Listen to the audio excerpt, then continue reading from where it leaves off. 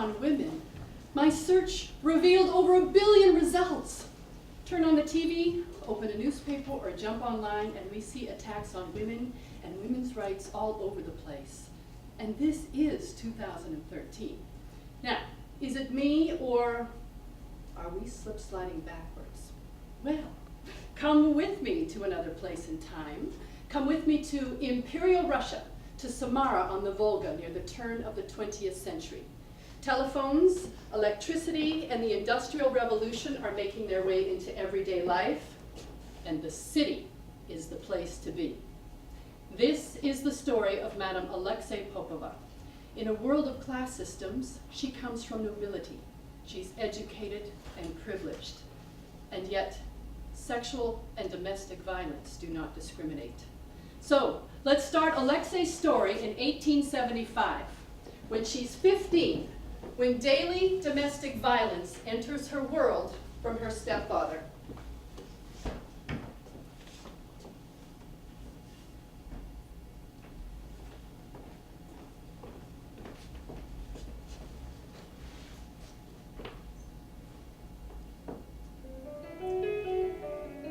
I am 15, sitting at the piano in our family music room, practicing my exercises and scales. And yet, I'm not able to concentrate because I can hear the sound of my stepfather shouting at my mother in the next room. It's the same thing I hear every day. I can hear Mama's muffled screams and helpless cries. She's pleading with him to stop, but he doesn't. There's the sound of his leather crop that he's so fond of using, especially on her. I must keep practicing because if I hesitate, he'll know I'm listening. He'll know that I know what he does to her, and that would be very, very bad. So I keep playing. He beats her like a horse, and the whole household pretends it doesn't happen. He beats her like a horse and does terrible things to her right there in the drawing room. He enters the music room with his leather crop, smiling as he rearranges himself. As long as I keep playing, I am safe.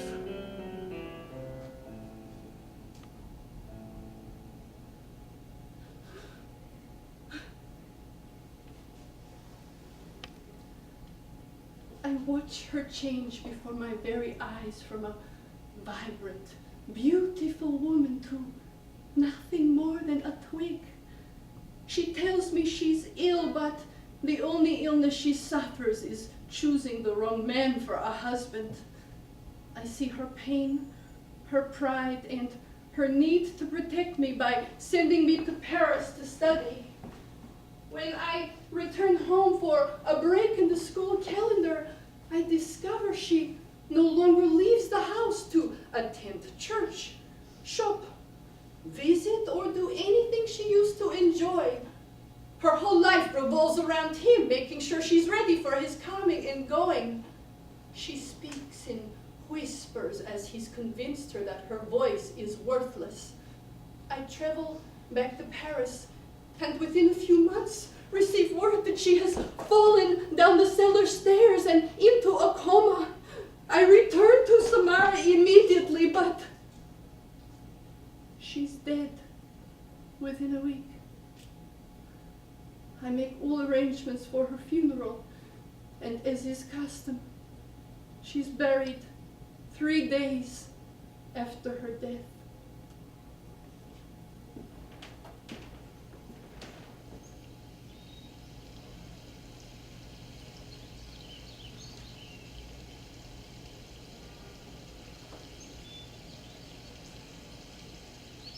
I hope you like it here, Mama. I chose this place for its peace and quiet. And look, you shall always see the river. Mama, I know everything. You didn't want me to speak about it, and I never did. I kept silent because I loved you. and because I was afraid.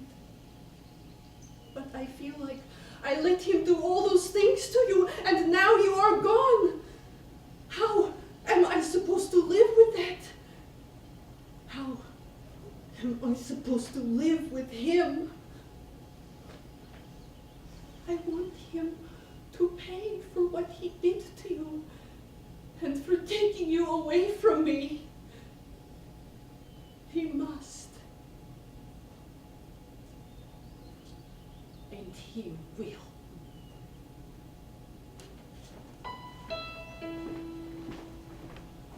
We're heading to the dining room of the Popova estate.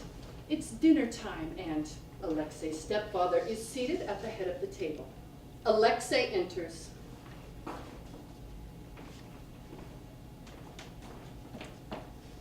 Here is your borscht. And it's the temperature you like, not too hot.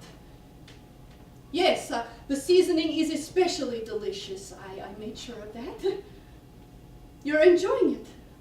I'll get you another bowl then. It's been a difficult time, and to serve you helps me. A headache, well, that's understandable. I'll get you some tea from the samovar. Yes, I know how you prefer it. Very sweet, with lots of sugar.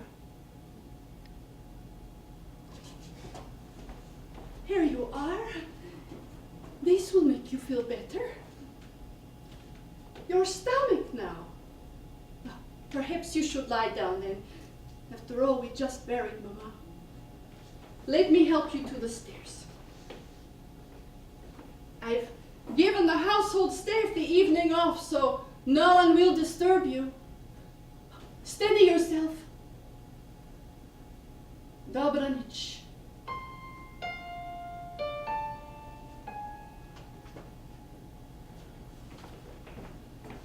Alexei and Anastasia Vasilyevna are hanging out in the back parlor of the Popova estate. These two go way back and are old friends from school.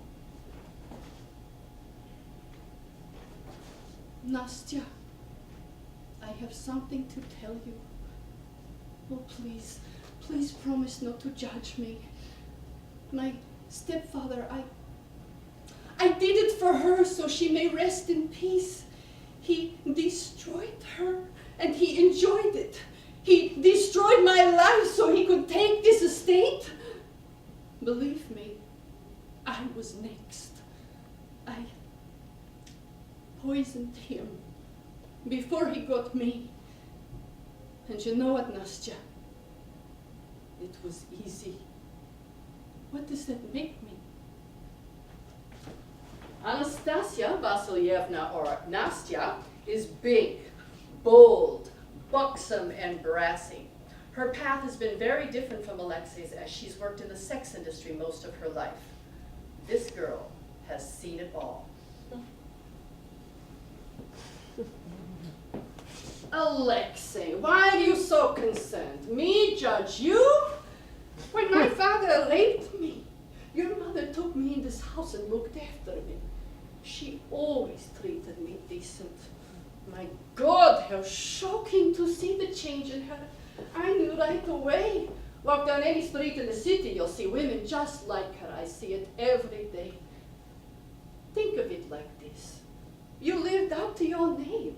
Alexandra, protector, like a czar. No, I'd never judge you. In fact, I say do it again. I know plenty of women who'd pay good money for you to do it again.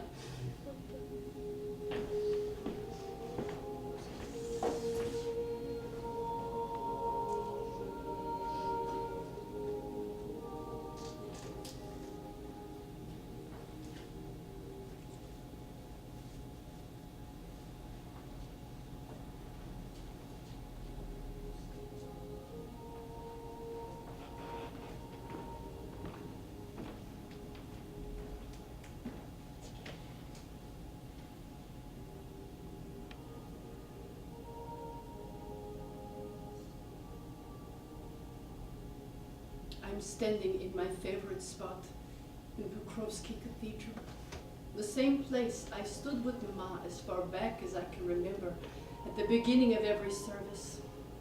Dressed in mourning, today I stand alone, and many in the congregation nod at me as they make their way in.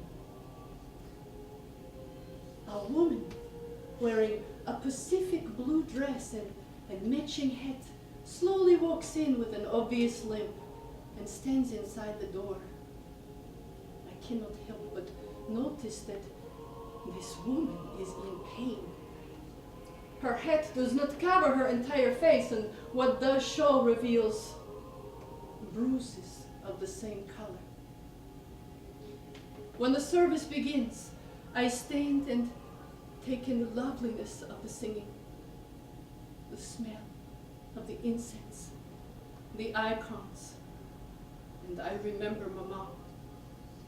Pokrovsky Cathedral for her was always a place of beauty and peace. When the service ends, I make my way over and stand next to the woman in blue. I noticed your dress.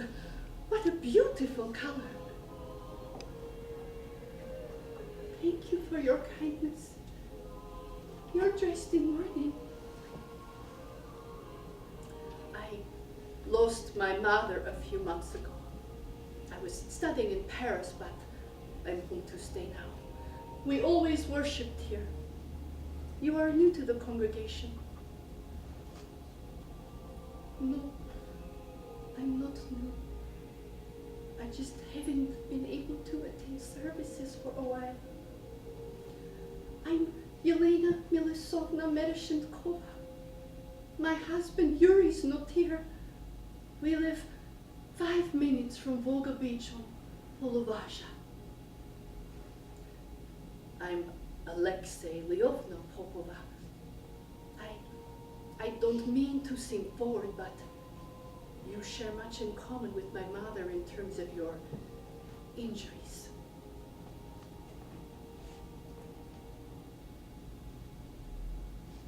Blessed are the eyes which see what you see. May I light one for you?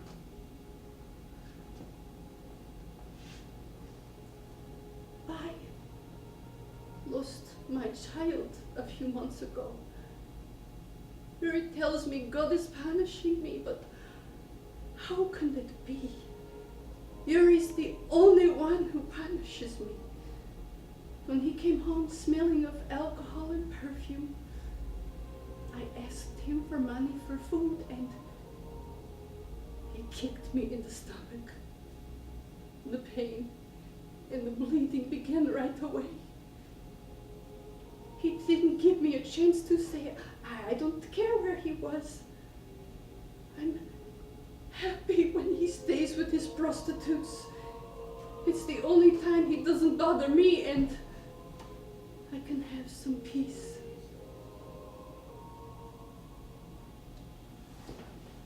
At first, I do nothing. I go on with the business of putting my household and affairs in order. But within a few days, I find myself picturing ways I can dispose of this Yuri. Shake it off as the wanderings of my mind. But then one thought keeps returning to me. He's out there, getting away with it.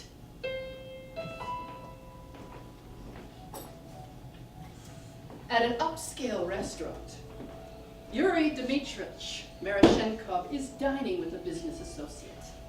Mereshenkov is a rich factory owner. He's not a big man, but there's something wound very tight inside of him. He's wearing an expensive suit in the latest European style and cut. His boots are made of the finest leather.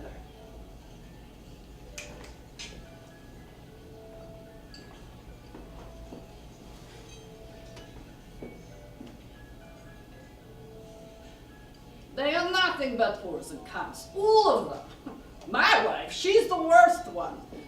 You can bet I make her pay for it. She's a liar, just like the stupid sluts who work for me. They resist my attention, but it's all a game. They love it when I bring them into my office and push them against my desk. They cry, they plead, no, no, Mr. Marashenkov. Then I remind them that if they want to keep their job, to open their legs. It's easy for me to get under their skirts and take them, just like the whores on Volskaya.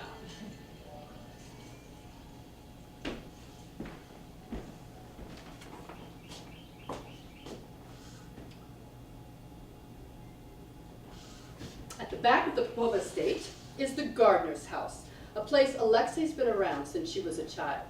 This evening, she's with her beloved Siberian husky, Zoya. Come on, Zoya! Come on, good girl! Yes, yes, yes, yes, yes! Oh, yes, yes, I know you love to watch and supervise everything I do, yes. Oh, yes, I've learned his habits, so I know everything about him now.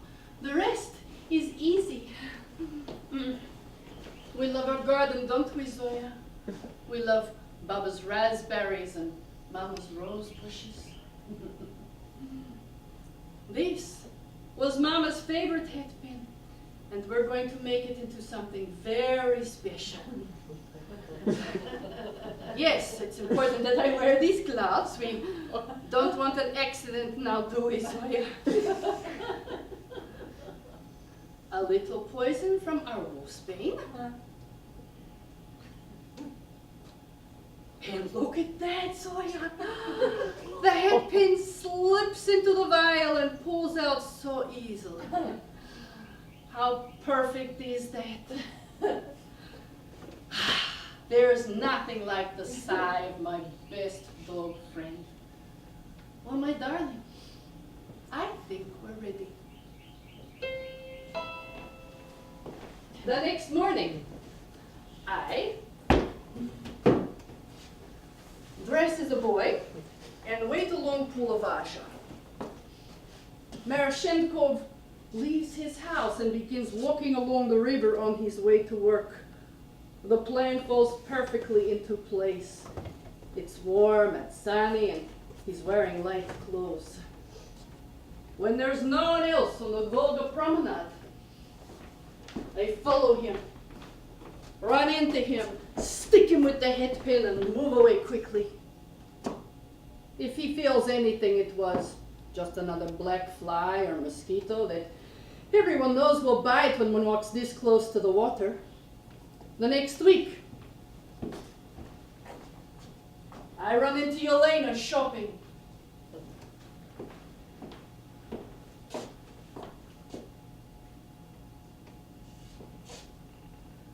Yelena Milosovna, how lovely you look. I'd swear you're 10 years younger. But you're dressed in black. Did something happen? Your husband, on his way to work, how tragic. Is there anything I can do? Yes, of course, you can tell me anything.